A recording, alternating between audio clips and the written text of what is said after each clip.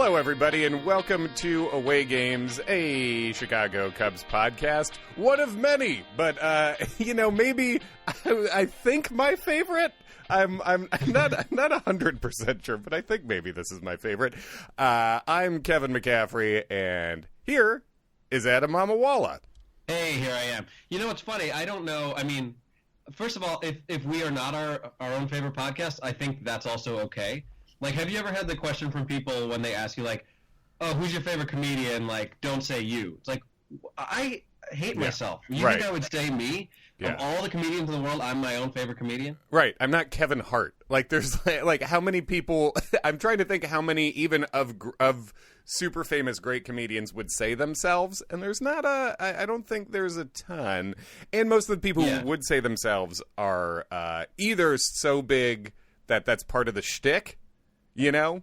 Yeah. Like, I could see Cat Williams being like, I'm my favorite motherfucker, and like, great, good, he should be. Like, he should be his favorite. That would make sense. Yeah. But, yeah, otherwise it's just like probably assholes you've never heard of who are very bitter who would say that. But even, like, I imagine you would feel this way. Like, if somebody asked Jamie, like, who's your favorite comedian, you wouldn't expect her to say you. To ask my wife? Yeah, she probably would. But she, But, like, she also would think you're asking a different question, you know? Mm-hmm. I think she would just assume we're not counting Kevin, you know? Yeah. Like, not to pile on any more than I have for the last 2 years, but, like, there's no way that Ben Zobrist's favorite singer is Juliana Zobrist. It just isn't true. Right. And he's been asked that question before, and they would show it on, like, the video board, and you're like, no, it's not. No, it's not. No, if they, and especially you would think now, she really shouldn't be. But... yeah, if she was out of town, you wouldn't think he'd be like, you know what, I'm just throwing on my Juliana Zobrist Spotify mix to work out to. That would be borderline psychopathic, I think. Right. Yeah. I mean, it goes without saying that Jamie only works out to old episodes of Away Games and your comedy album. But... mm-hmm. Yeah, she works out to this podcast and then Nice and Drunk. And if she's spun through that enough, maybe one of the good ones, the Adam Mamawala album. Look how we work those plugs in. Seamlessly. I know. God, we're good. Follow us at Twitter. Just at Twitter, and then you'll find us. Is Twitter's Twitter at Twitter? I think it is. On Twitter. Or is it like Chipotle tweets where they have to get like a slightly different one? It would be fun. Tweets. It would be fun if some like early signing up dipshit just got at Twitter. So they held it for ransom. I got an email recently from someone with like... Kevin, I think the Kevin McCaffrey website, who was like, hey, open to taking bids. And I was like, here's a bid, suck it. Like, I don't, I'm not bidding on my own name as a website. So what is you don't have KevinMcCaffrey.com? No, it's Kevin-McCaffrey.com. Oh. Well, similarly, like, I always think about, because my Instagram thing to remember necessarily. And so I've looked into, like, what are other things that I could have that would be easy to tell people. Right. And like to that end, there's some guy who has the Twitter handle like at Adam Comedy, and he's got like 2 videos, and they're both like prank calls to his uncle, and he like never posts again. It's like, why are you wasting this? Yeah, there was a guy who, because I'm at Kevin McCaff on Twitter and Instagram, so follow that and follow us at Away Games Pod on. This is just going to be all plugs on Twitter and Instagram. But the guy who had just Kevin McCaffrey on Twitter, he had at one point 3 tweets over the course of several years, and 2 of them were just at Russell Crowe. And so I was like, hey man, if you're done trying to talk to Russell Crowe, is it cool if we like, switch this thing up? And he was like, yeah, for $1,000. And I was like, Jesus. Really? Christ. Yeah, totally. Because I wondered, like, what would I need to offer to at Adam Comedy if I wanted that? Like, do you think like $50 would do it? I think you'd have to prank call his uncle. That's true. That would be, you'd have to do a prank. You'd have to beat him at his own game. You'd have to prank call his uncle better than he does, and then the winner gets the Adam Comedy. I think is good. But yeah, it sounds like $50 would be the highest gig he ever had. If highest paid gig he'd ever had. If those stats track. So. Yeah. So as you can tell, it's big news for the Cubs right now. The Cubs are really tearing up the offseason. There actually was some stuff going on this weekend because it was the Cubs convention. And Adam, you have not been to a Cubs convention, correct? That is correct. I went last year for the first time. And usually if one of us is somewhere Cubs and the other isn't, Ken Schultz is there, and that is what we did. Ken Schultz and myself and my brother Patrick hung out at the convention last year, and it's weird because the last year's off season was similarly nothing. Mm-hmm. You know, where it was just signing nothing but relievers around the margins. You know, as we all remember the Xavier Cedeno and Tony Barnett era of last year. And that's don't forget Daniel Descalso. I won't forget Daniel Descalso, who I do think got in a game and pitched at some point last year, didn't he? Yeah, probably. Yeah. Might as well. He's no John Jay, but right. Yeah, I have a vague recollection of maybe was it last offseason that there were some rumors about the Cubs signing John Jay back for leadership, and then I think he signed with the White Sox. Wasn't that the deal? I think he signed with the White Sox in some sort of ploy by the White Sox to try to entice Manny Machado to sign there. Oh, that's right. Yeah, when they would sign like Yonder Alonso, and they were just signing everyone who had any sort of relation to him. Yeah, it would have been like if the Cubs had signed Ross before they signed Lester, as like, hey, we got your buddy. Yeah, that's true. Which did they or no? No, I think they signed Ross like the week after. Okay, gotcha. So last offseason, it was kind of quiet, but they had not, like Bryce Harper had not signed with the Phillies yet, so that people were still holding out a little bit of hope, maybe something big's coming. Mm-hmm. This Cubs convention, and I should also say that the Cubs convention last year, the vibe, everyone was cheered, owners, everything, more so than I thought. This year, it seems like now, after the full last offseason and then this one, fans are starting to come around to, oh, y'all are fucking around, huh? Like, and it was a little bit angrier of a vibe. Yeah. You saw a little chippy. It seemed like, I know they when Marquee was brought up, there was some booing. Significant booing is wonderful. Yeah. What were we gonna ask though? Did I see what? Oh, just Ricketts getting booed in general.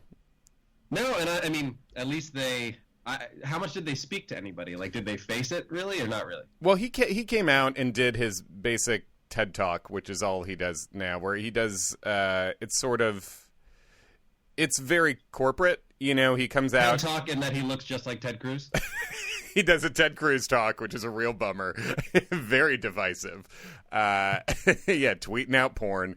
He basically slowly paces the stage. It's a very like corporate presentation, where he just sort of gives a rundown of things. He doesn't take questions. Obviously, the Ricketts family stopped doing the panel that they used to do last year.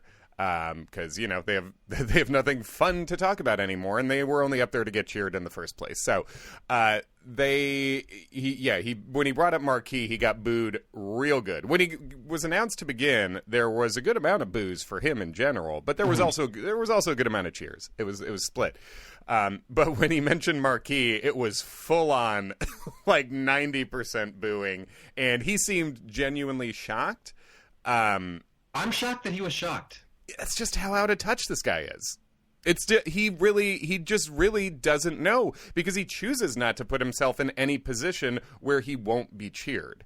Right. He didn't realize that was going to be the case here. And I think it shows a little bit of sophistication from the fans, I think, to know what a clusterfuck this Marquee rollout has been. They got the timing all wrong. On when to do, when to get their own network, basically. And Comcast Xfinity is the main carrier that they don't have an agreement with, and that is half of Chicago. So it basically, I guess we're lucky that we're out of market so that we will be able to watch it on MLB Network or MLB TV anyway, right? Right. Yeah. So that as far as I can tell, that is an advantage for all Cubs fans outside of Chicago. So yeah, good for us being in New York. But it is such a huge clusterfuck, and sort of it reminds. I mean, it's a little bit like the Chris Bryant grievance situation, which someone needs to ask Rob Manfred. Someone needs to There needs to be an explanation why this Chris Bryant grievance is still dragging on. They got through the whole Astros cheating scandal and dealt out big time punishment for that, and somehow we can't settle the Bryant Well, were they using all of their bandwidth to handle the Astros stuff and didn't get anything else? It could be. MLB is still on dial-up, so the amount of bandwidth is extremely limited. Yeah, if you try to call MLB's phone number, you just hear. Yeah, and it's just Manfred screaming at other people, "Get off the phone! I'm trying the internet." That would be as reasonable an explanation as MLB's tech support is just AIM Instant Messenger. I would buy it at this point. So it basically reminds me of that. They've had years to roll out this Marquee situation, years to get their ducks in a row on it, and they haven't. And we're rolling up on spring training now, and it's inexcusable. He got booed, and Tom, he gave a very, like, what the fuck look, just a really just smug, detached face. It's so perfect.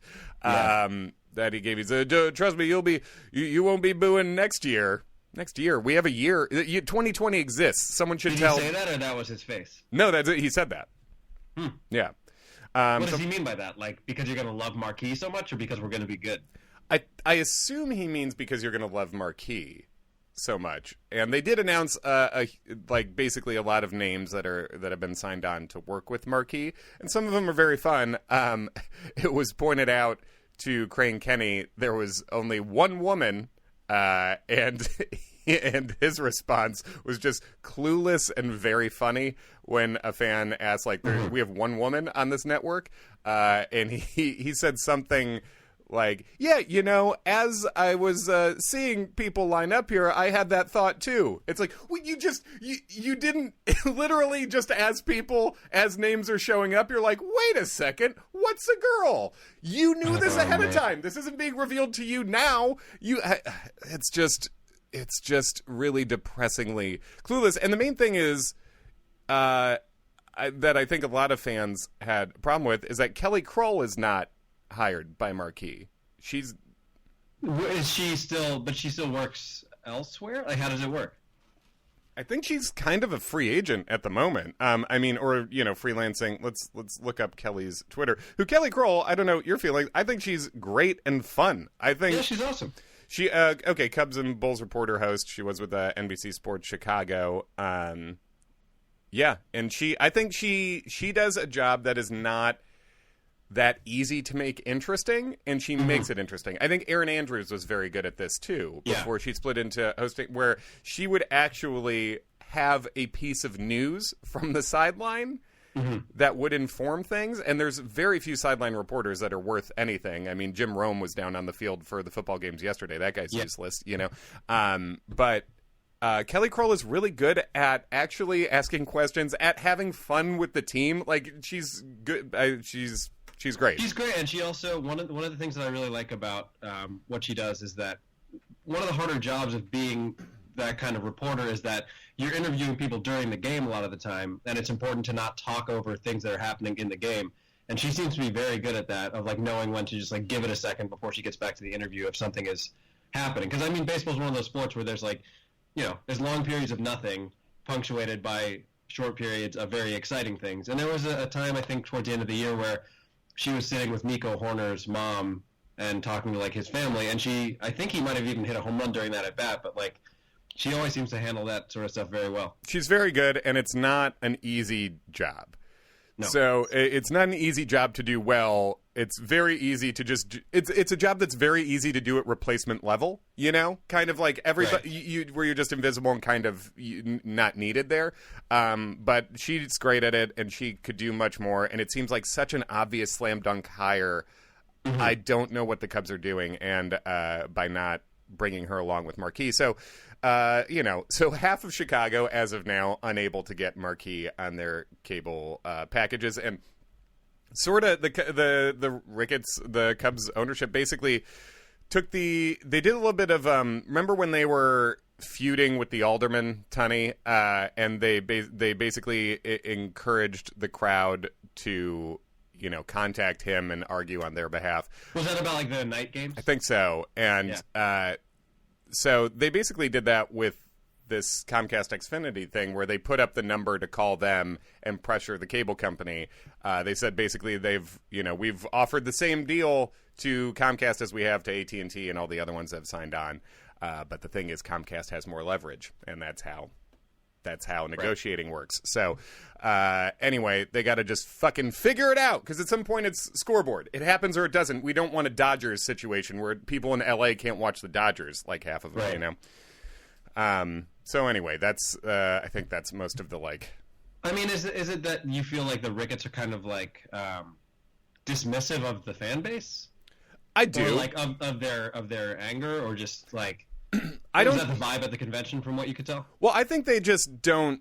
I think they just, you know, I don't think they're actually listening to fans. I think they get a free pass and they have their own, you know, they have their own agenda, and that's fine. But I don't think, I don't think they feel the urgency that the fans do. And I don't think, I mean, just by how surprised Ricketts was by the reaction to Marquee, I think that shows you how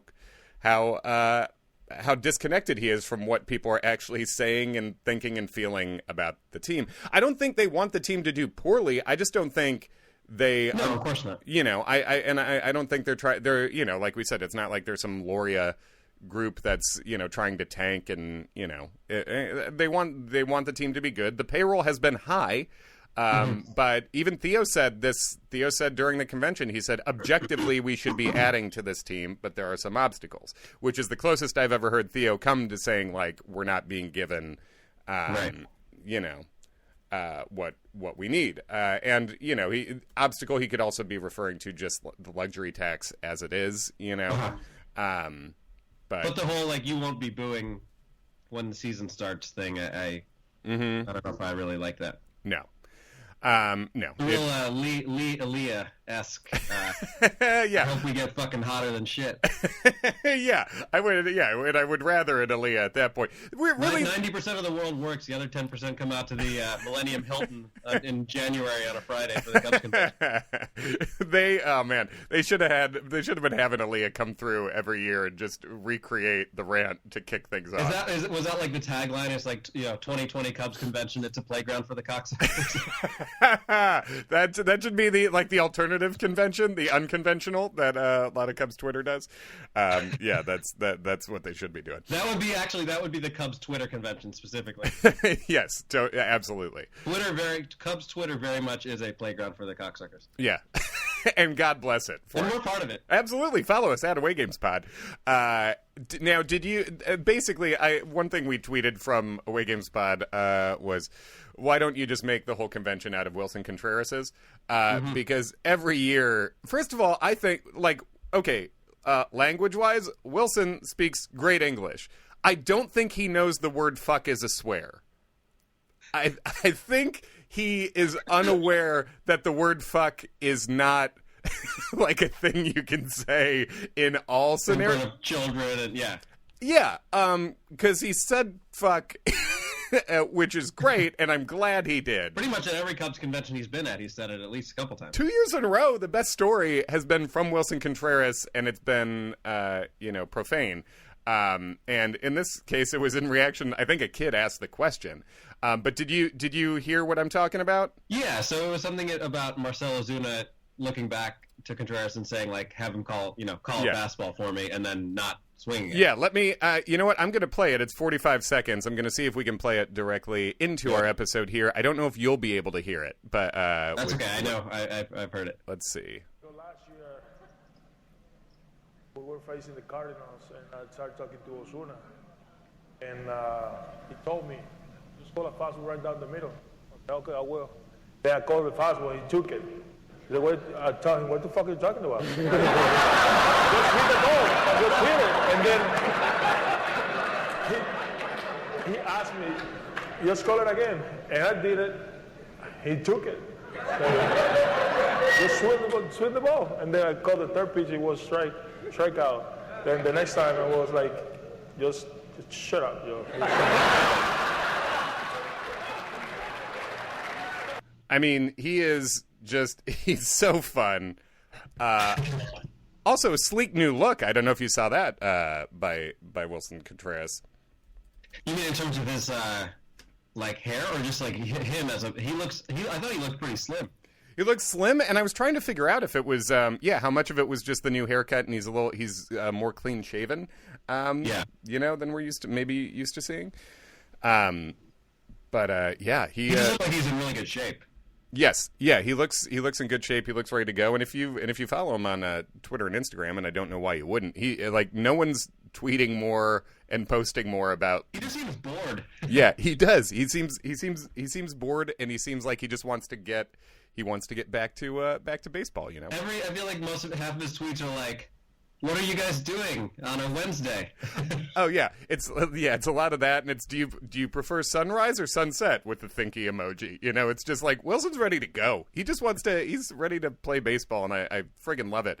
Well, I mean, he seems, and I guess a lot of these guys are that way, but like maybe more than anyone else I can think of on the Cubs, he seems like someone for whom like baseball is all he cares about. Like he's all in all the time during the season, and I think he probably gets really restless during the off season. Oh, I think so, and I mean, I think it's just even watching how he plays, he's restless, and that's some of what's both good and what can be both good and tricky about him. As a catcher is, he can be jumpy, and I think that energy is he's bringing it now, and he's ready to go, which is wonderful. Was Chris Bryant at the convention? He was, and there was some controversy around that because he had the flu, and so he showed up for the opening ceremonies, and that was about it. He missed his missed his autograph time. I mean, it was announced. He didn't no-show it. It was announced that he wasn't going to be able to make it. But then there was some dumb stuff. A guy who I don't even mind usually, but Herb Lawrence, who's a Chicago radio guy, posted basically conspiracy theory-esque, which if you hear literally no other details besides Chris Bryant's there, but he, quote, has the flu, I could see it, but literally if you did 1 ounce of thinking or research after that, you would know...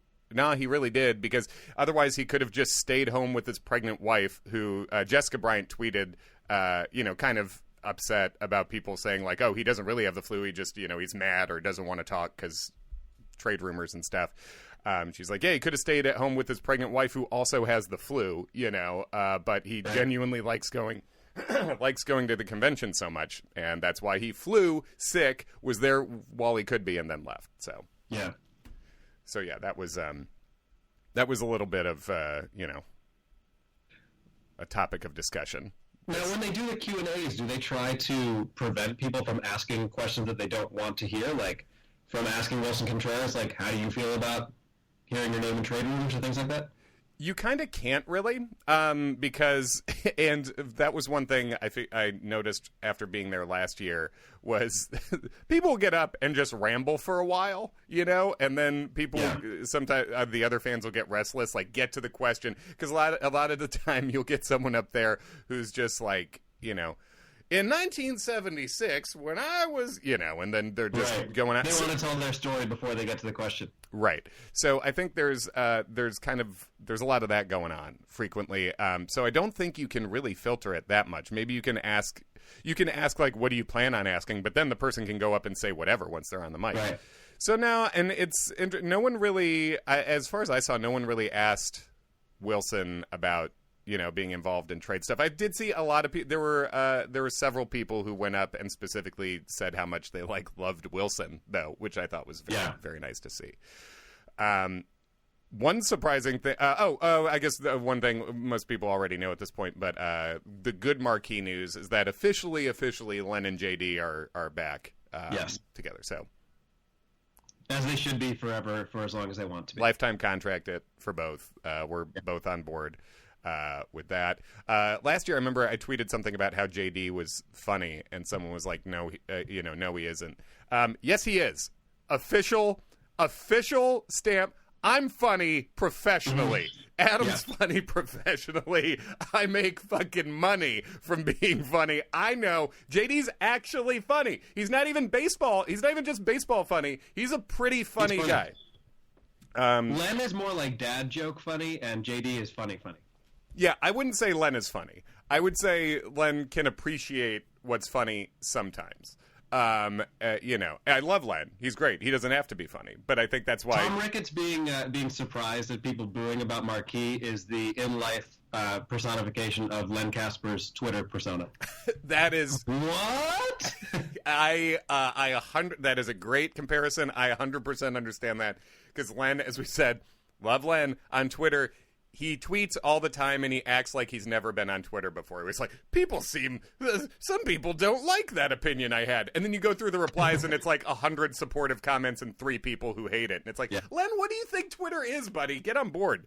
It's fine. Yeah, so that the Wilson Ozuna story was great. Len and JD back, that's great. I watched the coaching panel, and they had some of this. They might even still have some of it available to watch if you weren't able to be there on Periscope. Some of it was available. Some of these panels were available afterwards on Periscope. I don't know if they're still up, but they were at least day of. And I thought David Ross felt comfortable and more authentic than I feel like he did in the first couple of press conferences. Yeah. And I gotta say, didn't expect this. Andy Green got me fired up. Andy Green, bench coach, former, he was the Padres manager for the last few years. He came in and I loved what he had to say. He talked about how when he was born, he was basically born into a Reds fan family. Mm-hmm. And then he visited Wrigley Field once and decided he was a Cubs fan.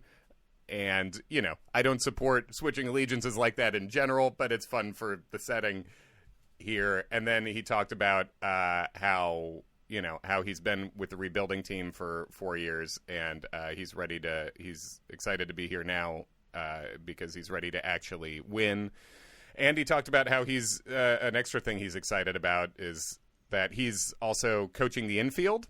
And he's like, who wouldn't want to coach the infield with? He's like, I have Javi Baez, I have Anthony Rizzo. Like, this is this is gold to work with, basically. Yeah. One thing I hadn't thought about involving Ross, and then as I brought it up earlier in terms of like the Cubs hiring him in conjunction with Lester, I hadn't really given much thought to how funny that dynamic is going to be when Ross has to walk out to the mound and take John Lester out of a game. Mm-hmm. Because John Lester is the classic, John Lackey sort of guy who, like, thinks he can pitch 150 pitches every game and never wants to be taken out. So those first couple times this year will be something to see, I would say. Oh, totally. Yeah, I think that'll be a fun dynamic a little bit. And we saw one funny thing that came out this weekend. They were saying, how are you going to refer to David Ross, your former teammate, now manager? And Rizzo was funny. Rizzo's option instead of, because, no more Grandpa Rossi, and yeah, that's played out. He said he will call him Manager David. So I think that's a fun thing to call. Hello, Manager David. Just it's sort of like the John Lester Players Weekend where he has the most generic left-hander. Left-hander. Manager David. Yeah. That falls in line with Anthony Rizzo's dog name of Kevin.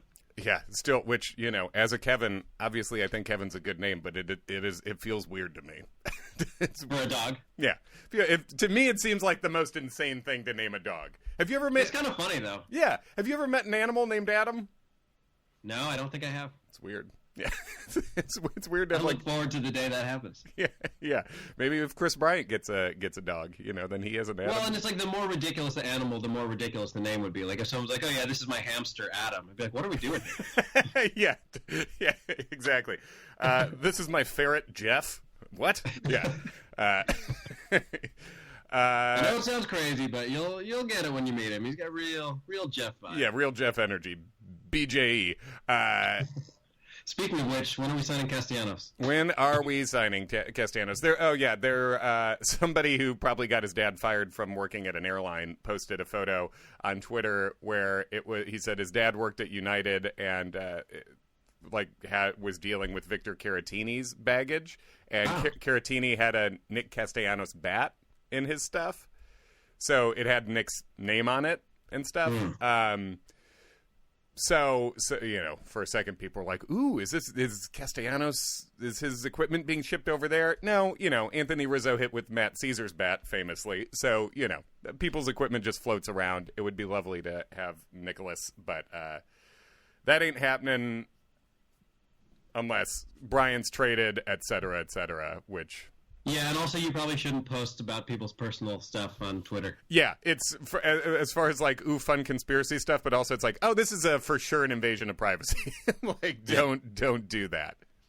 And speaking of which, here's a very deep cut for you. I was at a game one time at Shea Stadium, and former Cubs great Paul Bako, Yeah, or Bako, Shaken Bako. Yeah, Bako. I thought it was Backup Bako, catcher. but it's more fun to say Bako. Light hitting backup catcher, gave a bat. He like put a bat up on top of the dugout for like, it was like the way people would like toss a ball, and I almost got it, which would have been amazing to get a bat, and then someone like ripped it away from me. Yeah. But it was a Mark Grudzielanek bat, and I was like, well, he shouldn't be giving that away. It's not really his to give away. Yeah, that's true. It's easy to give away other people's stuff. Yeah. Yeah. Hey guys, do you want $40? It's Adams. Here you go. What a nice guy. And speaking of which, one thing I was thinking, because you know, and I'm interested to get your take on the Astros, because you and I didn't get to talk about it last week, but you know, because the Cubs obviously briefly had Martin Maldonado and then had Tony Kemp. And it occurred to me, like, if you're a player who's been on the Astros over the past couple of years and you're still hitting 200, you must really suck. That is a good point. Yeah, you've been bad offensively on the Astros. Yeah. My main take on Martin Maldonado is, you know, one of the big questions the Cubs have going into the season is who's going to be the fifth starter. You know, is it going to be some sort of piggyback situation using an opener with an Alzolay paired with a Chatwood or an Alec Mills, or is one of them just going to take it outright?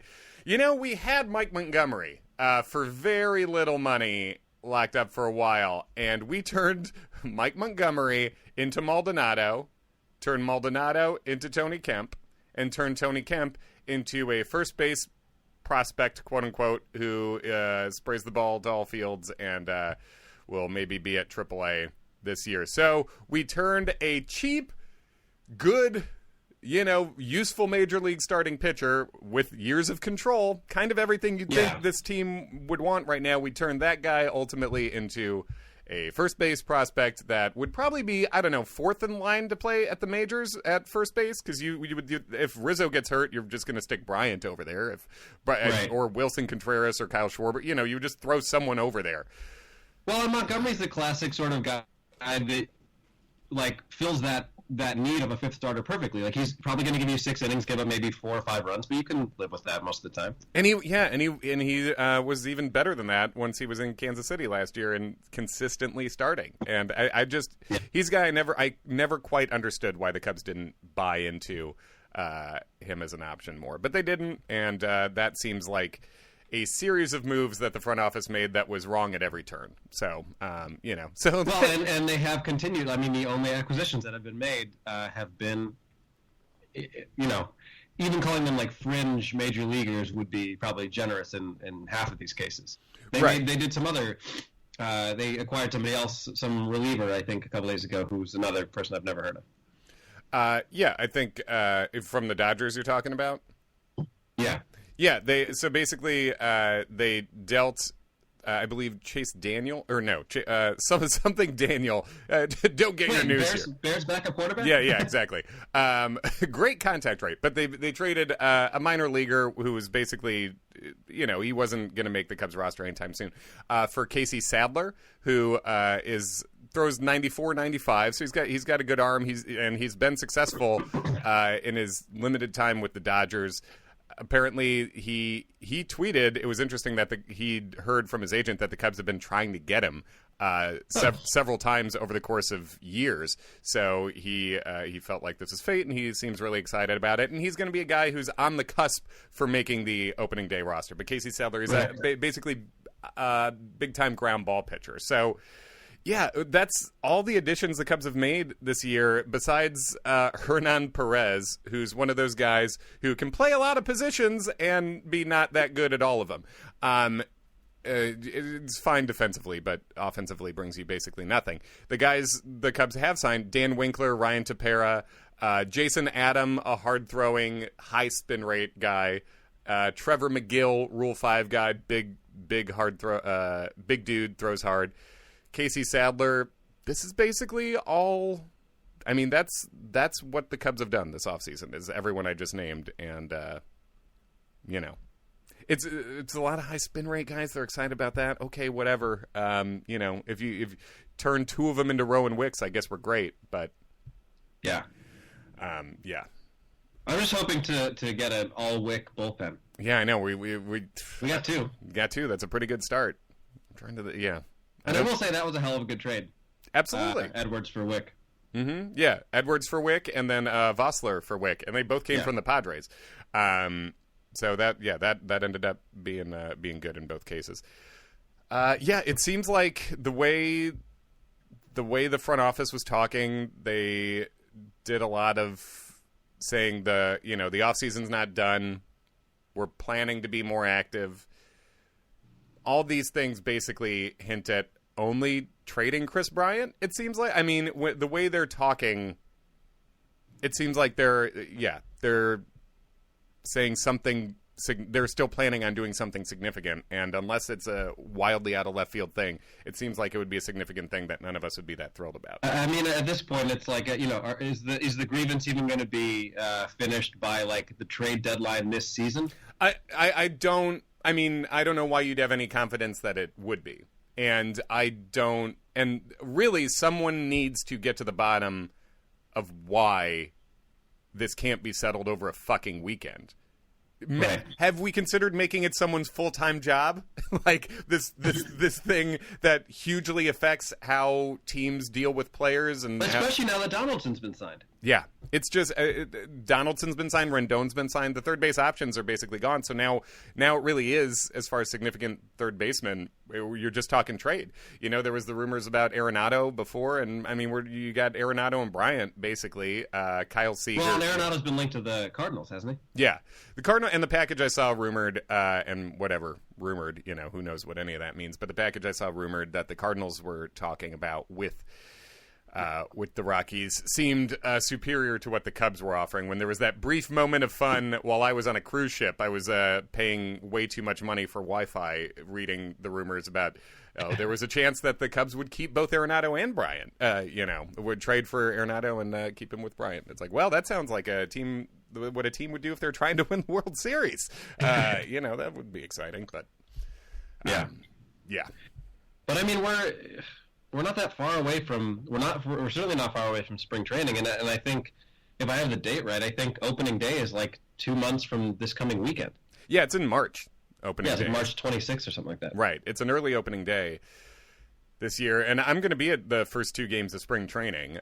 So feel free to tweet at me at Kevin McCaff or at the Away Games Pod if you want. If you're going to be there as well. I'm going to be there with the McCaff brothers, my two brothers. When is that?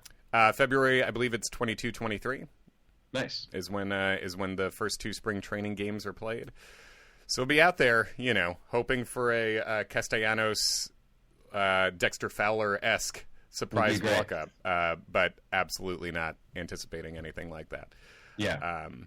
But yeah, we're closing in, and at least there was the convention this weekend to give us some stuff to talk about. Right. Because it has there's not been a lot of that. Yeah. Any strong feelings about the Astros / fallout? I guess my only feeling is how disappointing the players are in dealing with it. I think the punishment seems to be fitting. It's incredible the dominoes that have fallen this way, where Hinch and Luhnow banned for a year and then both fired, both let go. Yeah. And then basically everyone in Houston just, scrambling to shove someone else under the bus, which checks out exactly with what about the culture over there, what everyone's been talking about, where in a world of professional sports, there's plenty of assholes, but it seems like for years people have been like, oh, the Astros are all assholes. Like and not necessarily the players was the thing, is, Alex Bregman, Jose Altuve, George Springer are 3 of the most fun players that 3 of the most fun guys to follow, and now they've been such wimps about dealing with this. Yeah. Alex Bregman, who I've really enjoyed, but he has his own YouTube channel, and he's tried to be basically like baseball player, but a personality. Come see inside my life. He has a YouTube channel with his friends that he's been promoting and doing videos for the past, year plus. And then he's doing I'm just here so I don't get fined, memorized speech about cheating, and just could not be less candid about it, which shows that, okay, Bregman, I guess you're a fraud in some sense. Jose Altuve. Altuve, too. I mean, didn't Altuve get a Absolutely. statement yesterday where he was like, well, you'll see, like, we'll be back in the World Series next year. Yeah, they'll overcome, the brave Astros, willing to overcome their own cheating to win.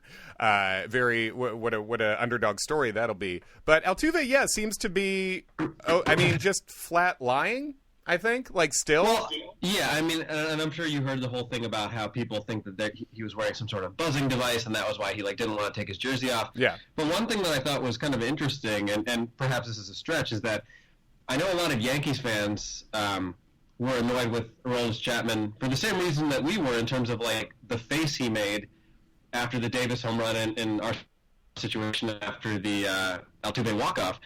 And some people have speculated that kind of shit-eating grin was not because he didn't care that he just got walked off, but because he was like, holy shit, he knew it was coming. Mm-hmm. Yeah. Which, that is kind of what that expression would be like. You got to be fucking kidding me. Yep. Like he sat on a slider when I threw a 102. Right. Yeah. And I'll never feel bad for Aroldis Chapman, but it's weird in hindsight how obvious the Astros were about all this, and that Altuve was I'm not a master lip reader, but it sure seems like he's saying, I'm wearing a piece, is what it looks like. Really? Yeah. And he's saying no, don't rip the... Watch the video. Yeah, the video that the camera on him as he's coming down third base, it looks like he's saying, I'm wearing a piece, as he's holding his jersey together. And then we'll have to get John Boy on the case. Yeah, he already is. Yeah, and it's just such a bummer because and then he was outright asked about it. Altuve was this week, and he said, baseball did their investigation, and so it's like, oh yeah, so that's not really a denial, and it's just disappointing. It's just like everybody it's a bummer that in sports pretty much everyone has the capacity to disappoint you, and it does seem like with the reaction from other players that the way the Astros went about this was a bit of an outlier. It seems like everyone most of the rest of the league agrees the Astros are assholes. So, Bregman, Altuve, both huge disappointments. I saw Aaron Judge deleted his congrats to Altuve on his MVP when Altuve beat Judge out that year. He deleted his Instagram post. I was looking up what opening day is for the Astros because, you're going to get drilled. And it looks like the Astros open against the Angels. And, Joe Madden is not a drill ya guy. But whoever's going opening day for the Angels, Andrew Heaney, it might be, is probably going to feel pressure for the entirety of Major League Baseball. If Springer's hitting one, maybe Springer doesn't get hit, but Bregman's too. And Bregman, Altuve, it's going to be interesting to see, but it's going to be a mess. How about the first time the Astros play the A's? I assume that's still where Mike Fiers is. Yeah. Yeah, that'll be a mess. Jess Mendoza. If he's pitching against the Astros, do you think he would drill him? Honestly, that is one of the only times I think I would respect an on-purpose drilling. If Fiers is just like, fuck it, you know what? I'm gonna beat you to the punch. We're gonna fight anyway.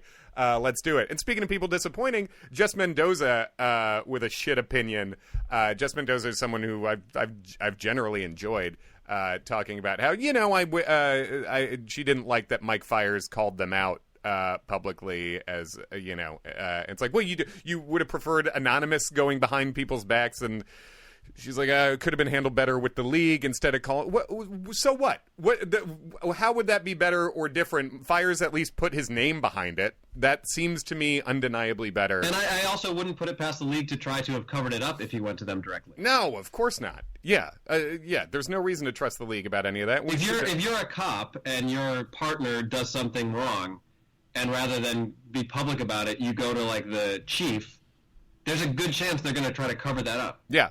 Yeah. So yeah. And there's a similar stubborn brotherhood mentality I feel amongst professional athletes. Absolutely. Yeah, absolutely. Yeah, absolutely. There is, and Mendoza, it should be noted, also works for a major league team now too. While she's also a broadcaster, she works for the Mets, who hired a manager and lost him because of this scandal before they played a game, which from Mets fans say is very Mets. Yeah, and as you tweeted from the Away Games account, maybe the Cubs were right to not hire Joe Espada. Yeah, right. Going into this offseason, my number one choice was keep Joe Madden, but after that, I preferred David Ross, and there's some pushback, I think, against people who preferred Ross in favor of someone like a Carlos Beltran or Espada, who Espada ended up being the runner-up.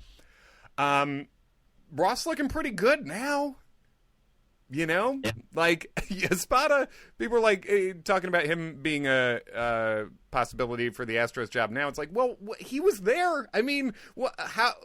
He also saw the television, so I don't know why we'd be willing to give Espada a free pass when he was also a part of that clubhouse and that culture.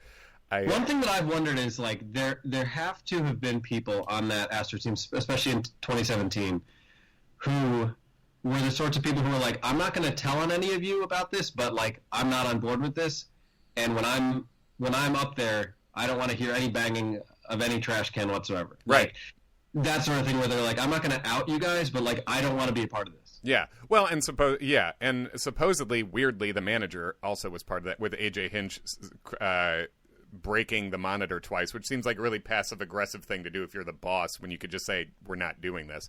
Sure, but also I was watching MLB Network, and Ron Darling had a really interesting take about that, and I think I might have mentioned this when I interviewed Zach last week, but his take was like, we're assuming that him breaking the monitors is because he didn't approve of it, but there's also a world in which he's breaking the monitors because he's frustrated that the Astros just got shut out in the game, and he's like, guys, we know what's fucking coming. Hit better. Yeah, that's true.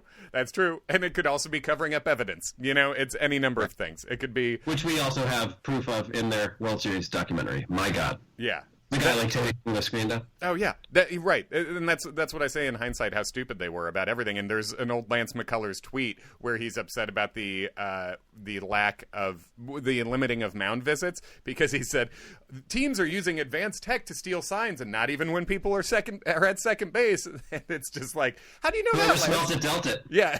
It's a real smelt it, dealt it situation. And I don't know if it's something we should be, happy about or not, but apparently that Jason Hayward said at the convention this week when they were talking about the sign stealing stuff, that when Chili Davis came over from the Red Sox, who have also been implicated in such stuff, they had the Apple Watch deal and Alex Cora's gone. Obviously, Cora being mainly... convicted in a sense, not actually convicted, but you know what I mean, based on his time in Houston, where it seems like he was the ringleader of this, him and Beltran. But Chili Davis came over from the Red Sox for that one magical Chili Davis year of hitting grounders, and he was asking Hayward, like, how do you guys go about, what's your sign stealing deal? And Hayward basically said, we just don't really mess with that much. He said that's not really something we do. And he mentioned an anecdote about how the Dodgers in the 2016 series, Addison Russell was slumping and then had a good game. And then I believe it was Yasmani Grandal said, oh, now we know what the Cubs are up to. We know they're stealing signs. And that's what happened there. So we're good. And Hayward said, it was great to, it was interesting to hear that. We're like, good, because we weren't, Well, you recall last year against the Cubs, Kenley Jansen intentionally balked somebody to third base because he was afraid the Cubs were stealing signs. I think it might have been Hayward. Yeah, right. Good call. Yeah, I had forgotten about that. But which I've never seen before. Like, I had never... Because then, obviously, you're putting yourself in a position where a wild pitch scores a run because you were afraid somebody's going to steal signs. But right. Yeah, so it seems like it's not something the Cubs have worried about, and the Cubs have struggled more than you'd like over the last couple of years. So it's like, well, should we at least be trying to legally steal signs more? Maybe, I don't know, but also, at least it seems like that's one scandal we probably don't have to worry about defending or feeling bad about as fans. So that's nice. Yeah. The only time I ever stole signs was an M. Night Shyamalan DVD from Best Buy when I was 13. Attaboy. There we go. He's banned. Also, that's not true, but it made me laugh. Yeah, I have stolen signs in my life, but just like physical Street signs. What's Yeah. that? Street Like signs. street signs? Yeah, street signs and stuff. My friend John Daly, who I host another podcast with, the Sex and the City It's podcast, he once was super drunk. We were at a bar in Queens, and he ordered a Magners cider, and they said they didn't have it, and there was a big Magners sign right next to us in the bar, like a metal Magners sign, I think in the shape of like a bottle cap. Yeah. And drunk John Daly could not understand how you could have this sign, but you don't serve the drink. And he was so mad about this injustice. The bartender left, the server left, and then John grabbed the sign and ran out the door and took it home. So we have a Magner sign. I believe the statue. That's great. Yeah. I was at a friend's apartment recently, and he had in his bathroom one of those plastic signs that says employees are required to wash hands before returning to work. And I was like, I don't know where you stole this from, but this is great. Yeah, that's a useful one to have. Nice. All right. So I think we've basically covered everything we can cover right now, right? I think you're right. All right. Cool. You're going to be in Los Angeles next week, correct? I am. I'll be there from this Friday to the following Saturday. So if anybody who listens to us is in the LA area, I will be doing a bunch of shows out there between the 24th and 31st. Nice. That's cool. So go see if you're in California, go see Adam. I think one, if not both, at least one of the Cubs related guys is in Los Angeles. Oh, nice. I think Brendan Miller is. Do you have stuff coming up? Travel? Yeah, I have. I don't have a ton of road stuff. I've basically been out of town a lot doing stand up the last couple of months.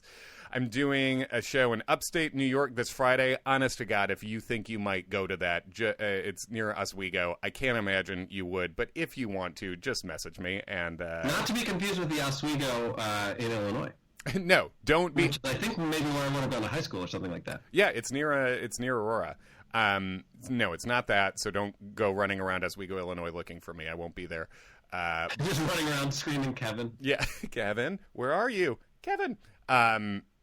Yeah, nothing big road wise coming up. I'll let people know when there is. I'm back out a lot in March, April, and stuff. But right now, man, my next big road trip is to spring training. So, or not road trip. I'll be in a plane. Not to brag, but you know. Follow us at Away Games Pod on Instagram, Twitter. Is that all we got? And don't follow us at Kevin McCaffrey or at Adam Comedy. No, That's not us. No, follow us at our real ones at Kevin McCaff and At Adam Amawala. there you go. Thanks everybody. Bye bye.